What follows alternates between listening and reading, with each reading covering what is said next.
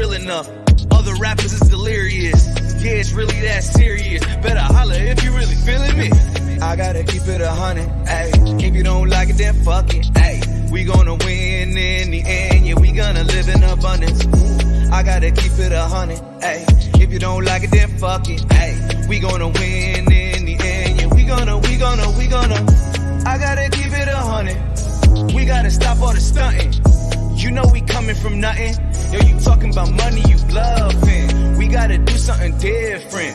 We gotta change how we live in. We gotta do better for women. We gotta do better for children. We gotta listen to victims, whether Jewish or Muslim or Christian. It doesn't matter your religion. You gotta stand against the system, or else you just another villain. How you just sitting there chilling?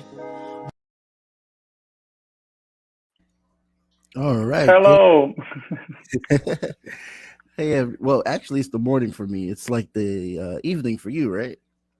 No, I don't know.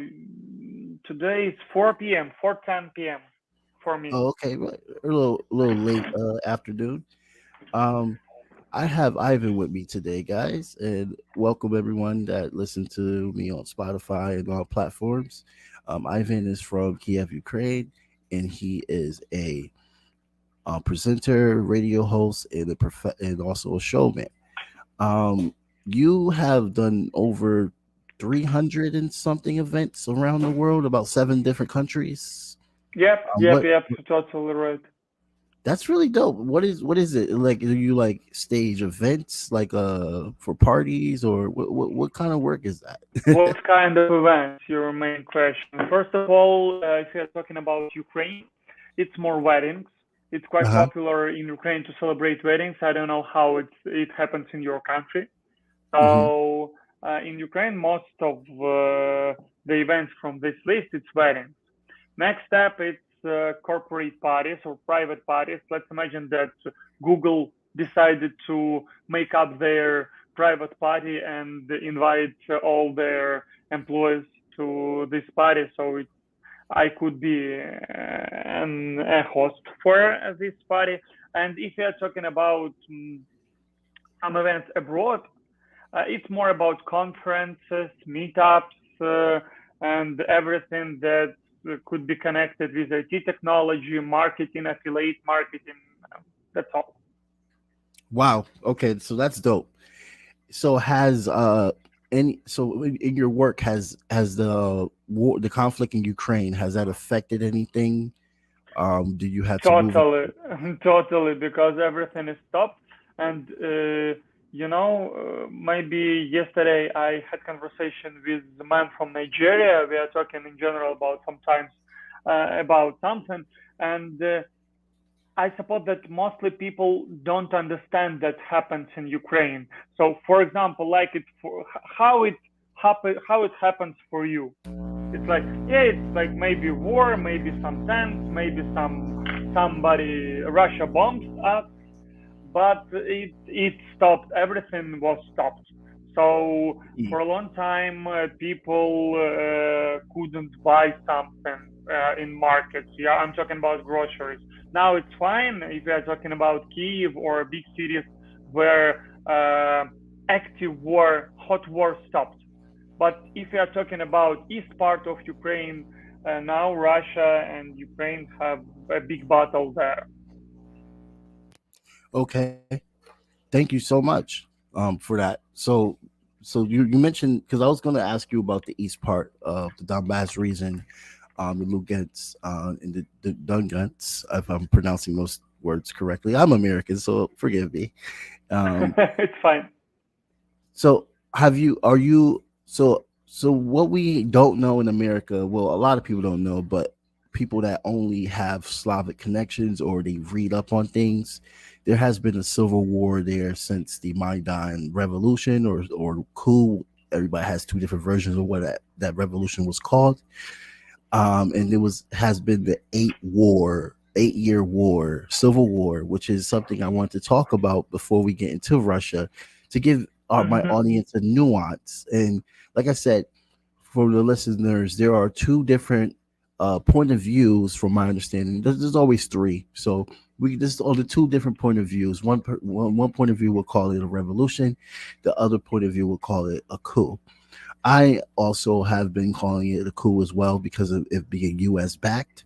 But I would love to hear what was your experience living in Kiev, which is the damn capital, of how this went down in the beginning. Now you're asking about 2014 or Yes. 2022? Let's go to 2014. 2014 first before we go into 2022. Yes. Thank you. Okay. So what was, maybe you don't know, but before 2014, but all this revolution started in the end of 213. Before it, our country were more pro-Russian. I don't know how it could named in the right way. Our country were more pro-Russian because all our presidents and this president Viktor Yanukovych, that he's in illegal president, of Ukraine. He was more pro-Russian, and he pushed Ukraine to be more closer to Russia. But our people, our citizens decided that it's a bad idea. Like, oh no, we don't want to be like close to Russia. Our vector, our main point of invention and everything that we want to have in the future, it's close to Europe, European Union, and blah, blah, blah. And in 2013, our people in that moment, they understood that everything is has to be close to European Union.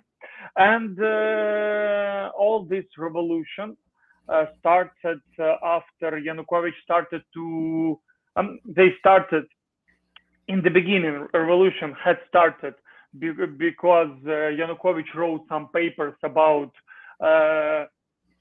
closed our way to European Union and be more close to Russia. And then people started to protest against it. Then it was a lot of points in this revolution that Yanukovych and his team shoot in people, and you know that more than 100 people died. And in that moment, I remember that I used to be a student, and it was horrible for us because it happened in 2 metro underground station above us. So we were afraid, and we didn't know what to do. Okay. Now, all right, I'm gonna take my camera off briefly just so the internet could. I took off my whole entire thing. Let me just take off the camera part, not that. Okay. That should be able to help make the internet catch up a little bit, but I'll be right back for guys that are viewing. So yeah, this is exactly what I've researched and what I've studied. I've sat in Zoom calls with people from the Donbas as well too, and they have given a perspective of that the Russian-speaking Ukrainians, they were pro-Russian because of they were against the meddling that the United States was giving, and then on the other side, the hand for the Western side, like Kiev and everything, they were saying that we wanted to be a part of the EU. They were also saying that they didn't trust what Russia's wanted. They didn't know what Russia was going on, and they did not trust the president that was elected, and this coup started. So, and this is a way to regain back what Ukraine wants. This is what the people in the West were telling me, and then the people in the East were saying, "No, this is a regime change. This is a U.S.-backed regime change that is trying to usurp what Ukrainians want." And what I'm hearing is that there is a division within Ukraine, which clearly is now that. I'm hearing about there's republics within the Donbas and Lugansk regions that want to be independent, and this bloody war that started before Russia even invaded what was that like for you? Were there any conflicts that you've seen, or if you were fortunately not able to witness any of that? Is those conflicts that they are saying where there's 14,000 people within an 8-year span, basically what I'm asking, is that an over exaggerated number, or is there another story to it? So I want to divide your question maybe on several questions. I just asked a lot. Because it would be quite easy to answer for me. For example, let's start from the beginning. If I understood you in the right way, you asked me, first of all, I want to make some all this dividing of Ukraine that we have east part, west part, central part, and all the time in all Russian news they try to call Donbas. It's like it's not a part of Ukraine, but guys, Donbas it's part of Ukraine, but it was like part of Russian propaganda to push from 1991 when Ukraine become independent. In 1991, Russia started this propaganda that Donbas is part close to Russia, but all the time Donbas was like part of Ukraine. Donbas is part of Ukraine now, but occupied part of Ukraine. So I make notice about your previous speech, and now could you please repeat your question so I could answer correctly? Yes, no problem. Thank you for clearing that up for me. My question was that what I am hearing from Russian speaking Ukrainians is that they have lost 14,000 lives within the civil war, and it's the Azov battalion and other the right sector, other actors from the Kyiv regime that it's a part of. Right now, we have Zelensky a part of who's the president right now. They're basically saying that they have been into an 8-year war. Is that correct? Is that correct that it has been that bloody? Okay. If I understand you right, your friend Russian-speaking Ukrainian, or I don't know who. Well, they're not my friends. It's just that it was a Zoom call I was in. Okay, it's fine. Like I could call him your guest. Okay, your guest told that for the last 8 years, Donbas lost 40,000 people. Yeah, because of rights. 14,000. Yes. 14. Yes.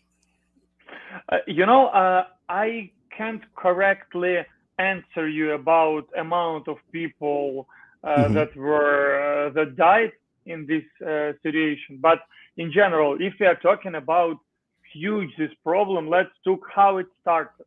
It started in 2014 after this revolution, Russia started this small invasion, from that part, and in that moment, I know this statistic that in that moment in Donbas, more than 60% people want to be Russia. Like we are talking about the next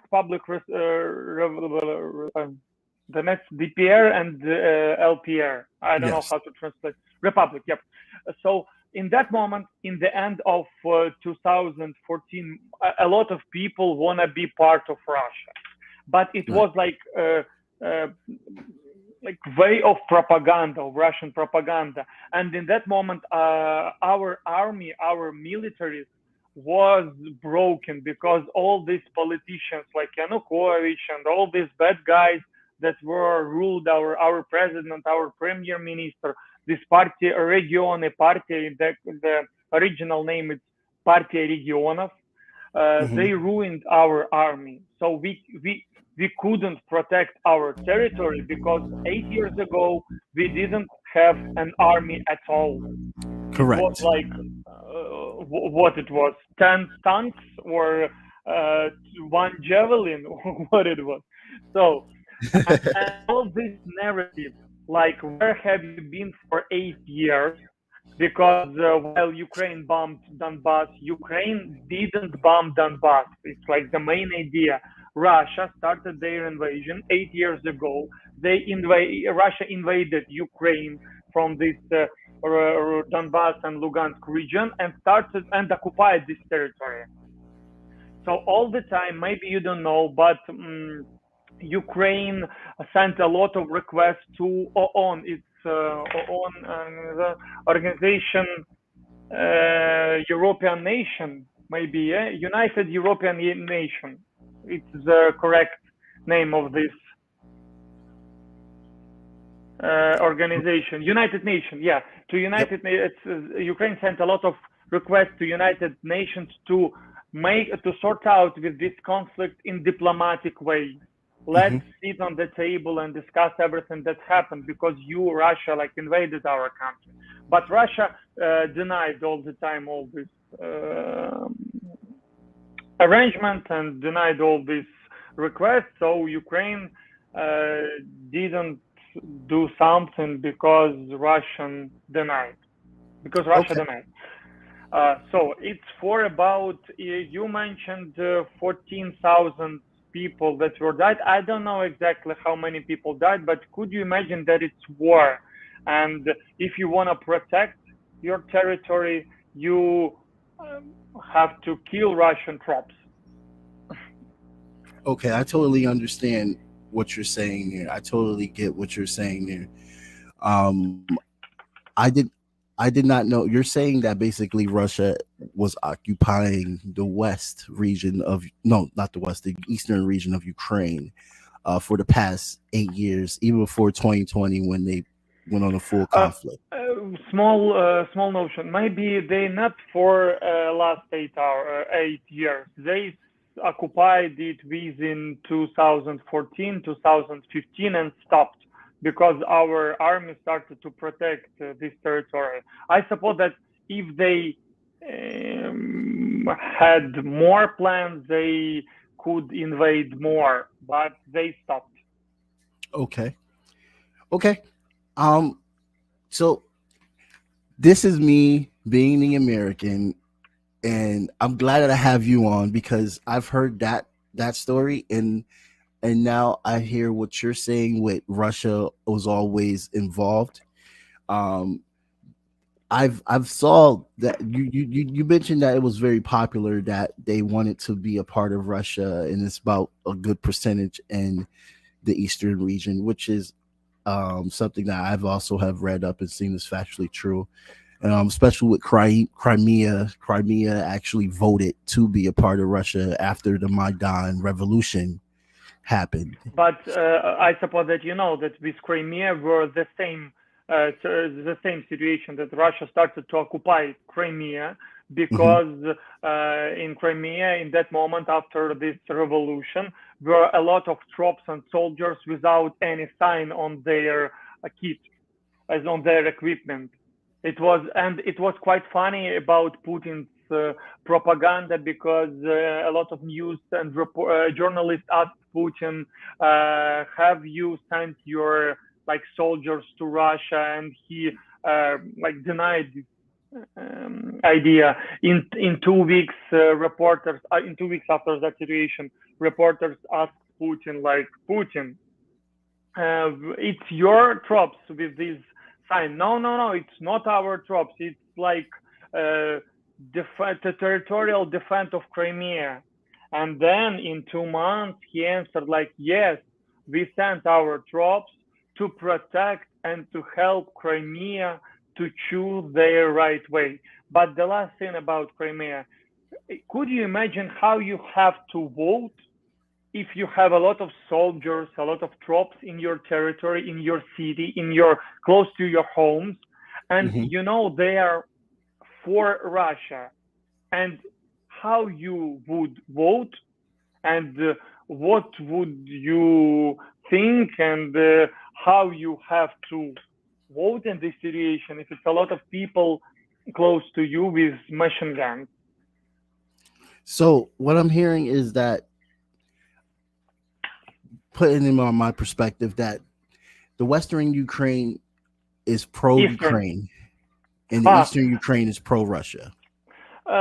It's not like it's a huge stereotype. In general, like if we want to divide Ukraine, but I don't want to divide Ukraine. You want to keep Ukraine. I don't want to divide Ukraine, especially after this full invasion, because now I suppose that before 2014, we could divide Ukraine, like west part is more pro-Ukrainian, pro-European, close to Europe. This central part, Kyiv, Cherkasy, Odessa, it's like 50-50. Like we are pro-Ukrainian, but maybe pro-Russian.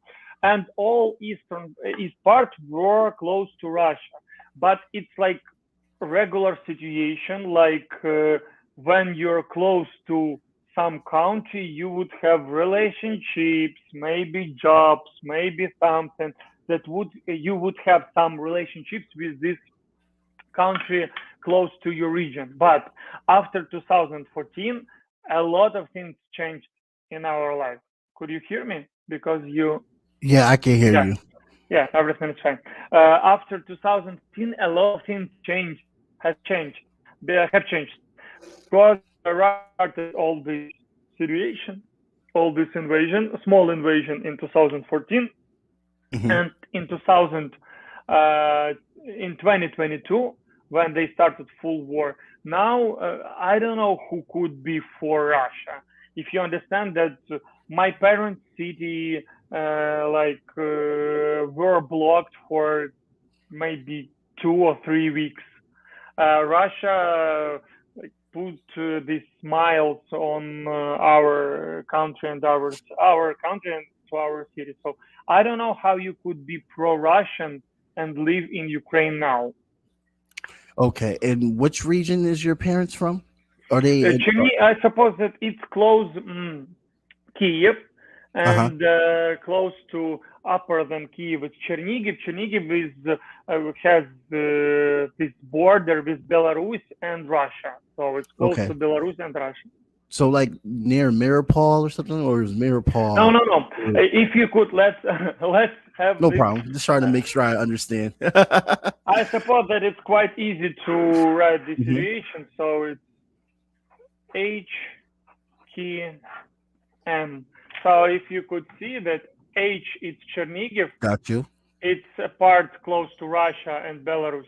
Kyiv, it's a little bit in the bottom part, and Mariupol, it's close to each part of Russia. And this part, this part, it's all Russia.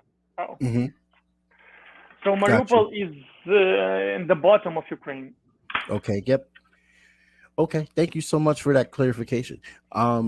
Yeah. So you're giving me, because what I have heard from Americans is a similar perspective of what you're giving me from Americans that only watch like CNN and other stuff like that. This is a brand new perspective for me because you are actually from Ukraine and you are from Kyiv. So Jamar, I wanna ask you about CNN. CNN is sure. More pro-Russian or more pro-United States related? Look, CNN does what it wants, bro. I can't tell you if I wanted to tell you, man. CNN does what it wants. That's the best thing I could give you. One moment they're like this, the next minute they're like this, and I don't think they even know what is going on because our media is controlled by a handful of companies, and they all give their own perspective. My issue is that I fear that, and I hear what you're saying, and I fear that my government is using your country to start a big scale war, and they are using the lives of your people just for their agenda so they can get Russia. And it seems like exploitative. It seems like colonizing. And that's my biggest worry for Ukraine as a whole, besides y'all differences, because that's y'all differences. Whatever y'all got to deal with, that's y'all. Whatever I have to deal with here, that's us. But I think my country is exploiting Ukraine. I heard a lot of points about it, that we are supported by United States, and the United States use our country to reach their own targets or Right. points. Throughout But history. I can't answer you correctly on this question because I'm not a politician. I'm Right. not in some party, but like me, like a regular Ukrainian, Regular working guy. yeah, regular working guy, I could tell you one more thing, that now we are trying to protect our country. I don't know what would happen in 1 week, day, 10 minutes, because all this wind alert all the time, because we have special application to control when Russia could send missile for our cities. So I don't know what would be when we win this war. But as for now, I suppose if United States wanted to start a huge war against, okay, let's start from what? It's war, United States against Russia, yep? Yeah. You know that now you heard about Russian losers or not? I've heard about Russia losing, but they're getting a lot of territories in the West. So that doesn't, not in the West, in the East. So that doesn't sound like losing to me. Zelensky We are calling talking for about soldiers and troops. yes, because you guys are getting a lot of weapons from the U.S. I've heard about that, and they're being able to use that to kill more Russian soldiers. If Ukraine could beat and could hit Russian troops and soldiers, what the reason? Like why? Okay, like your idea that United States could send Ukrainians to have a war against Russia to start something bigger or stop? Well, my issue is that I've seen this before with covering foreign policy. And the United States has always used the lives of other smaller countries as a scapegoat for their agenda. So that's my biggest fear for Ukraine, as of right now. I can't answer you about these big ideas, maybe Masons who control all this situation. Now I'm talking directly about the situation from civilian in Kyiv. Ukraine tried to protect their territory. We don't have a lot of tanks or not machine guns, all these tanks, what else? It's javelins or something that Great Britain, Poland, and different countries sent us because we need this. Israel also sent y'all weapons too. Huh? Israel has also sent you weapons as well too in the past. So we need these weapons to protect our territory. What would happen after it? I don't know. Maybe Russia would set a nuclear bomb. I hope not, and I don't honestly think that's going to be the case, and I really hope that never happened. Like I said, I was incorrect. I'm on the record here with my own show. People have also said, just say you were wrong, Jamar, because they got me on one thing that I said that Russia wasn't going to invade, and they did. And now you're telling me that they have also had some occupational type of stance for the past 8 years, which I can see happening easily, especially with how things got a little bit out of hand. Oh, I mean a little bit out of hand. It got very out of hand where Ukrainians are killing Ukrainians for the past 8 years. So my next question is that in Kyiv, at first, we're going to go to CNN and all these other media outlets that have been incorrect about what's going on there. They said there was a conflict around Kyiv and Ukraine was holding Kyiv very strongly. And now they're saying that they were never there. And the real conflict is in the Donbas region, which is correct. The conflict has always been in Donbas region. So you see how inconsistent they are. They take forever to actually tell a partial truth, which is confusing a lot of Americans. So is the West, my question is the West, especially around the capital, is it under threat, or are they only around with Azov Battalion in other right sectors are at. If you don't mind, I repeat your question if I No problem, understand sir. you right. So to answer you correctly, your question about nowadays, is this conflict, this war, it's close to Kyiv or it's close to east part? Yep. Yes. So first of all, in February, 24th of February, Russia started to bomb Lviv, Kyiv, Odessa, and all big cities in Ukraine. So, and their main target, like social media and different people from intelligence and exploration told us that they plan to take Kyiv in 3 days.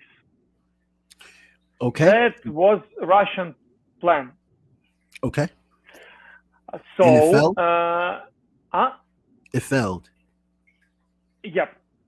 Because clearly, failed. Yeah. It's Yeah, because clearly. I could communicate with you and I have this flag You got your flag. on back.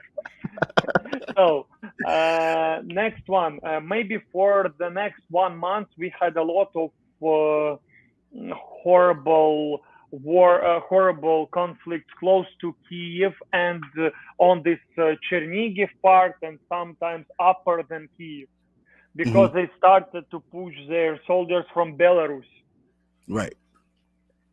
Okay. So, but for now, we have a big conflict close to Crimea and close to from east part to this Crimea part. From it's like eastern north, maybe north. East south part of Ukraine. Okay. So basically, it's mostly in the east right now. They failed mostly trying in to. this, and it's not like it was 8 years ago. It's harder, a lot of losses from Russian part, and a lot of people died right now while they're speaking. Okay. Now, so what I'm hearing is that it kind of saddens me, because knowing the history, like even the Orthodox Church, if I said that right, the Russian Orthodox Church started in Kiev a long time ago. So there's definitely a connection of like how Russia and Ukraine is kin. Is there any way that is it Putin that you feel that is the reason why Russia and Ukraine can't be friends? Because Putin has been in power for a long time. We get that, for 20 years. So basically majority of my life. He's either been a prime minister or he's been the president. And do you think that there is a way that Russia and Ukraine have a brotherhood again? It's about your previous point about Putin for 20 years. Could you imagine that for the last 20 years in the US, it was a lot of different presidents. Yep. Yeah, we get new presidents almost every 4 to 8 years. Yes. In the same story in Ukraine, for the last 20 years, we had 5 different presidents. Right. 5 different presidents for the last, and let's glance on Russia. 20 years, 1 president. Yeah. It's something. Do you feel it? It's like something. Yeah. Something horrible. Well, I will have to talk to, because I have spoken to my Russian friends, and they have told me that they have reelected him multiple times. But I'm not there. I know what election fraud looks like. I get all that. I'm not pro Putin. I understand what I see both sides in this, to tell you the truth. When I hear about NATO is an organization that I don't have to explain NATO to anybody, the viewers. They have heard it 24/7 if you listen to me. NATO is expanding, and I can see why they see that as a threat, because it looks like they're going towards Russia, which they have been talking about since the 90s, before Putin even got into power. But what I disagree with, the fact that you're using NATO as a reason to invade Ukraine. That is my issue with that. I suppose that you heard about Finland and Sweden, that they sent their application form to be part of NATO. Yes, and now NATO is getting So, stronger, but I have an issue with that. I got to tell you, I am not pro NATO at all, Ivan, because they have toppled governments, sovereign governments, and they are instead of them being used as a defense as they claimed they were against the Soviet Union. I'm seeing more and more of them being offensive and being colonization them lies, which is I kind of agree with Macron, who has just did a speech yesterday about how the EU should probably make an army or something like that, basically making an adjacent sector from NATO. I kind of agree with that, but I do see NATO as an issue, which is why I just like, bro, like I feel like they're using Ukraine as a proxy, and it bothers me that they're doing this. Like, if this is true, it's bothering me. it's bother you that Russia. Sorry, I have. No problem. It's fine. So what's bother you that? I think the existence of NATO is the reason why Russia is being what Russia's doing right now. Basically, what I'm saying. I'm not condoning because I don't like war. I'm anti-war. I feel like this could be settled in a different way. I wish that ethnic speaking Russians in Ukraine could sit down with Ukrainian speaking Ukrainians and everyone just have a conversation in agreement and democracy. But in the real world, humans are humans, and that's not how it's going to go down. So I'm totally against what Russia is doing right now, because it has made the problem absolutely worse, even though I get the reason, basically. I suppose it's first war that I remember, but I'm 28. I haven't remembered so many wars that you could indicate what's black and what's white, right? What's white and what's black. But they tried to change something. And it's like I'm talking about Russia. That Russia started to call black white and white black, but it's not. And I don't want to have this big conversation and make conflict with the Russians about it. Today I had conversation with one of my acquaintances from Russia. He's my colleague, and he started to, and it's like typical narrative from all Russian people, like, that we are friends, we are like Russia and Ukraine, we are brothers. Everything would be fine, and we would meet again and celebrate Victory Day. And no, guys, you don't feel that way? Different. It's different now?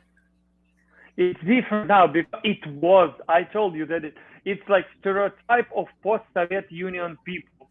Now I don't know. I don't know anyone who wanna be in friend with Russian. I'm talking about my Ukrainian friends. Right. Nobody beef. Wanna have some kind of. It's not like, for me. It's not a beef. I don't want to prove something to them. I don't want to communicate with them. I don't know what they want. Okay. Well, and then let's go into the elephant in the room. I want to save this for the ending. Okay. They are talking. I have seen even myself. I have to tell you, man, I have seen it even if you Google search, if you look up Azov Battalion and other military sectors. I'm not saying the whole military. It's not the whole military. It's just certain parts. They have Nazis in them, and Russia has been using that as another defense, which I would like for your perspective on that. Do you see any Nazis entities or heard of any Nazi entities within the military or within the government? I heard a lot about these Nazis signs or something, and Russian use it like it's way of propaganda. But let me explain you some situation about pro-Nazi party in Ukraine and pro-Nazi organization in Ukraine. Okay. In Ukraine, each 4 years, like in the US, we have this, let me correct, election now,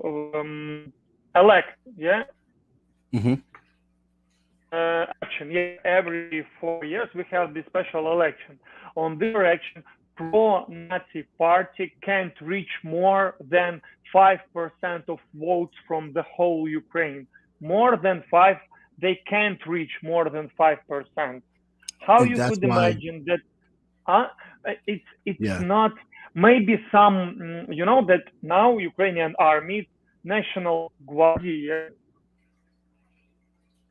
it's Azov battalion. National Guard. No, we have part of National Guard.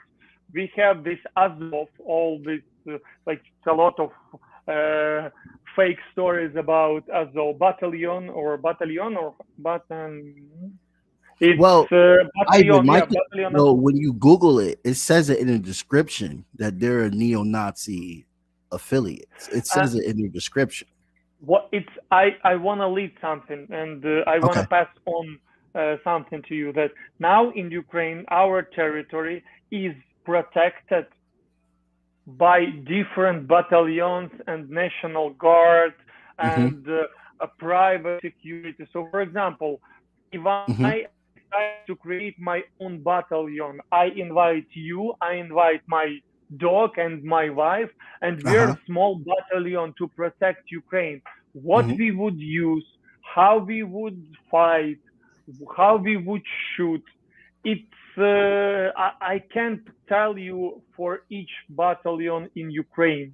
I Uh-huh. know that in general, our people, we don't have all this Nazi sign or something that's Right. shown Right. in Russian news. And so I agree with you on that. Ukraine is not a Nazi country at all. And I agree with you on the fact that you said that it's like a 5% influence, which is correct. A lot of people have said that, like within the coup or the revolution, whatever anybody want to call it, you have seen a lot of people that were not affiliated. It was a majority of just working people that just wanted change. And there also was a good percentage of some people that had far right wing tendencies. And the only issue is that some of them had power in the military, which is why I see why for the past few years, New York Times was saying that maybe they're all Nazis, and now New York Times is recanting that. It's a very interesting, nuanced conversation to have. But is it true? My main question is: it true that now they're taking away Russian history from the curriculum? Are they banning people from speaking Russian in certain areas? This is what I'm hearing in the U.S. and actually testimonies from Easterners that have told me this as well too.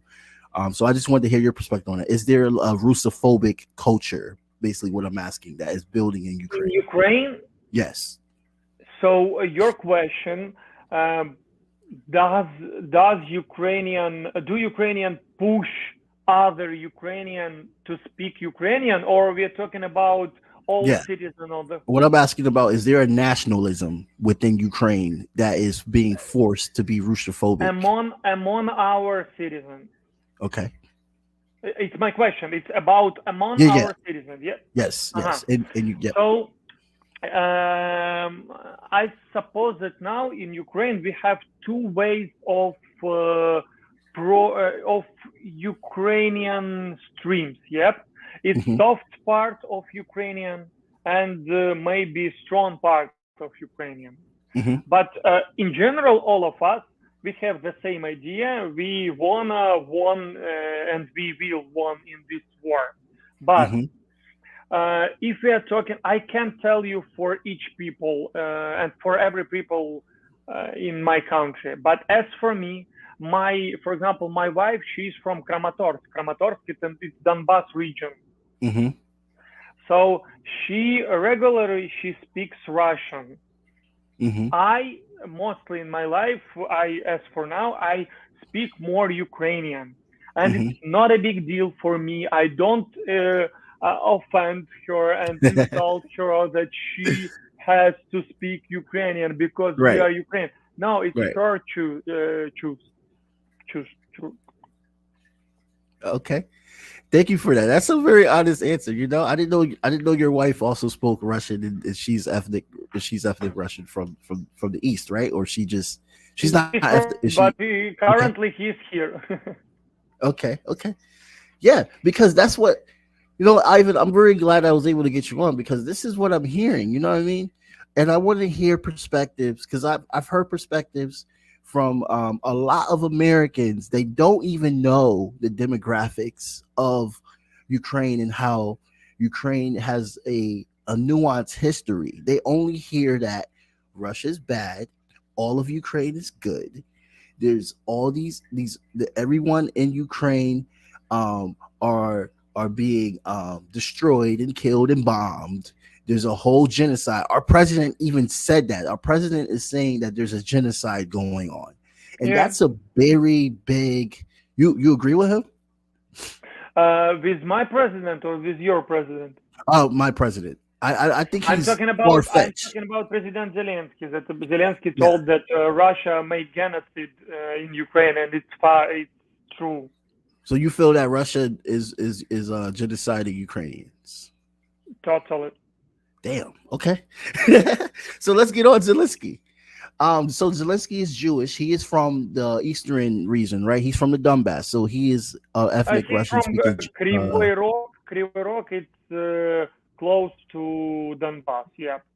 And so he's an ethnic speaking Russian. Yep. He confuses me, bro.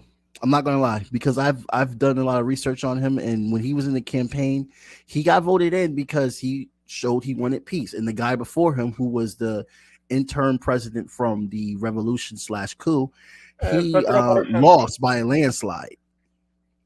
So that shows unity within Ukraine because they were able to basically vote in a Russian-speaking Ukrainian who is also Jewish that wanted peace. That shows that Ukraine wants to unite. I just want people to understand that. Ivan's like, yes, exactly.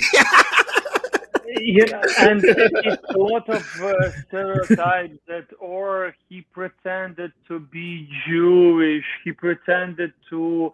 Now, when our president has conferences, and you know that now he has a lot of conferences in Ukraine, and mostly in his life now, he uses or English or Ukrainian language.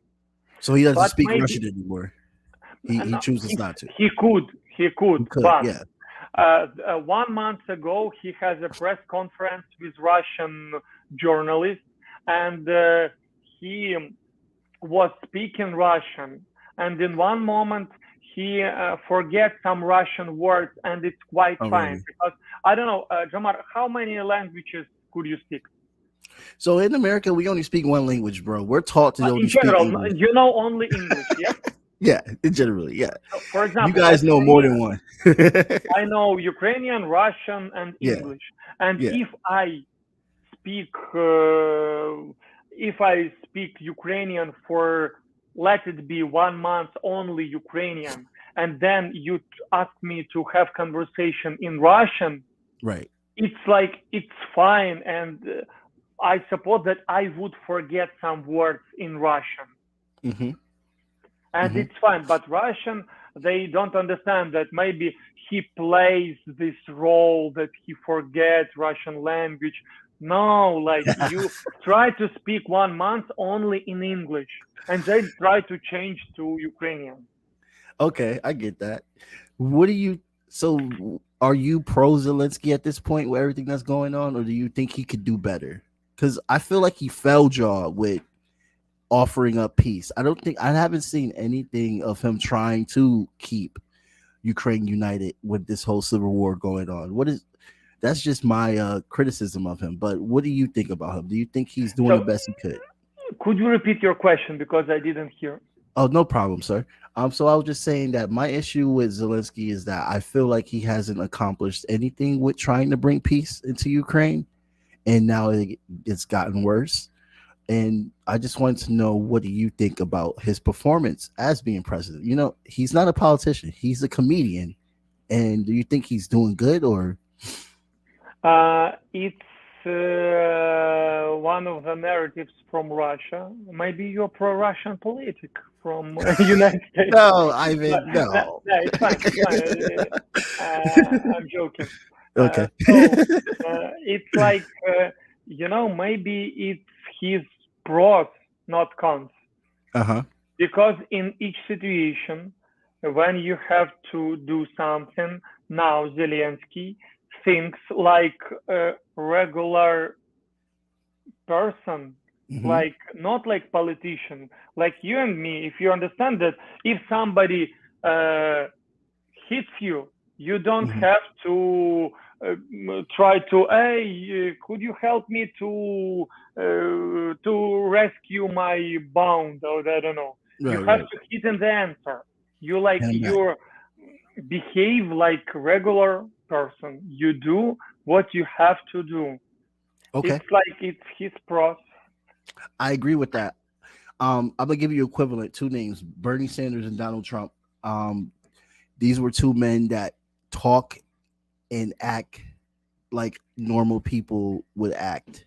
You have a wild personality, and then you'll have a rational personality. Bernie Sanders was the most rational one, and they didn't give you politician answers. They gave you real answers. They gave you how they felt, and that's what made a lot of Americans on both sides try to vote them in. So that's what you're saying. What Zelensky is. He's the type of guy that is just a real guy that's not going to sugarcoat anything. He's going to give you the real. Okay, I can see why he's very likable.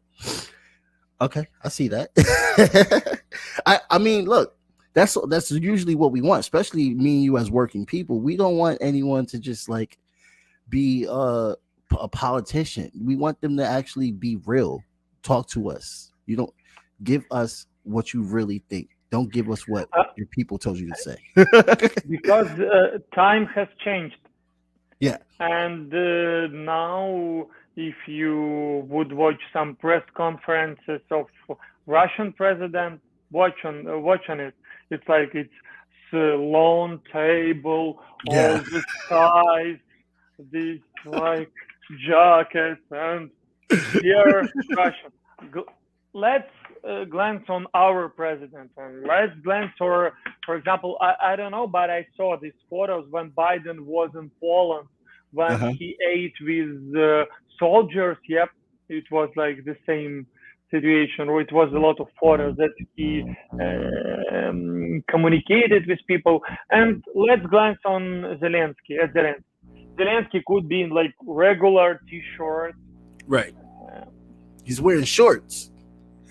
Like you and me, yep. He looked like he just came from a golf game or something.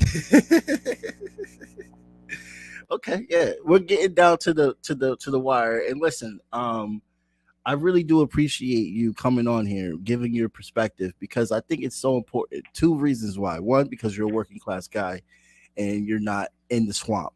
Two, because you want to feel protected. You want to be able to protect yours and mine, and you're going off of your full acknowledgement of what's going on, and you're not repeating points that people are trying to tell you. That's two things why I respect the fact that you came out here. And from people in my audience, they're going to hear this and they're going to be like, okay, well, what is the solution? What do you think is the solution that for this whole conflict, with the U.S. involved, with Russia involved, with Ukraine being split right now? What do you think can be done? I know this is a big question because it's so complicated, but what do you think could be done to unite? It will be my personal idea, and I suppose that in the end of all this story, eventually we win. First of all, we will have all our territories. Russia would forget about Ukraine for 100 years. Let it be 100 years, because my children have to be happy. So, and we in 1 year we will join the European Union. That's all. I'm not talking about NATO, because it's our president said it, that it's not about NATO. We don't consider joining NATO. Okay. Thank you so much, Ivan, for coming on, man. Thank you so much. For everyone that's listening, I'm going to have his information come up. On your professional side, I know we just had a whole political discussion. But is there any events or anything that you would like to shout out? Because this is also an artist podcast. Jamar, thank you a lot. It's my pleasure that you invited me. It was a huge interest in conversation. I'm quite happy that I spent this 1 hour with you. Stay tuned. Thank you. Peace, brother. Peace. And everybody else, have a good day. Oh, he just left. Yeah. I mean, I guess I could give my since he left, because I was going to do it after, because I usually like to do it after, but I'll do it right now. I can see from his perspective living in Western Ukraine. I can see it from his perspective. And so many corrupt politicians and stuff. It's hard to like trust politicians. And this is the type of things that I myself have talked about here on this podcast, and also like in activism as well too, that the importance of the matter is that you want the working class to take power. My only issue, as I also explained to him and said it, that clearly the U.S. is involved and they are effing up their democracy. He sees it as it's Russia or Russia, which I get because they're in war. He's at war with another country right now.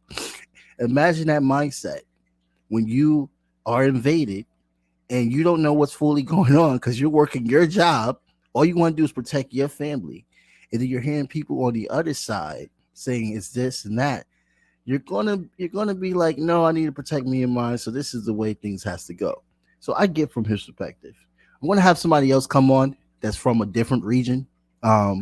He's from the Western region, so I'm gonna have somebody come on from the Eastern region who is Russian ethnic, speaking Ukrainian, so they can give their perspective. And this is just an opportunity for us to get a full understanding here in the United States of what's really going on, instead of hearing whatever our media that is controlled, that literally acts like state media gives. This is literally what I want to do. So I really don't want to hear anybody be like, oh, you went and got somebody that's pro coup and all this stuff. Look, he called it a revolution. Yes, maybe he is pro that regime. He said that the predecessor before the regime president is now illegal. I don't agree with that, because I know that sovereignty is sovereignty, and when another entity takes over another state, that state is illegal. So that's just basic politics right there. You can't say a coup regime is legal, but he's a working class man, so give him a break. He doesn't know. He doesn't know that that's an illegal regime, and it actually became a legal regime when Zelensky was elected. Why? Because Zelensky was actually elected by the people. He wasn't a coup president.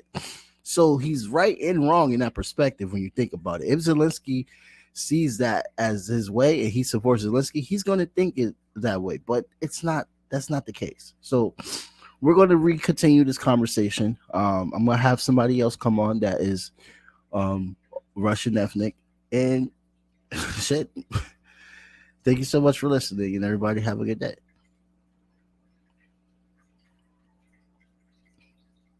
Blank period, yeah. On my black, brown, and indigenous. Gotta holler if you really feeling this. Gotta holler if you really real enough. Other rappers is delirious. Yeah, it's really that serious. Better holler if you really feeling me. I gotta keep it 100, ayy. If you don't like it, then fuck it, ayy. We gonna win in the end, yeah, we gonna live in abundance.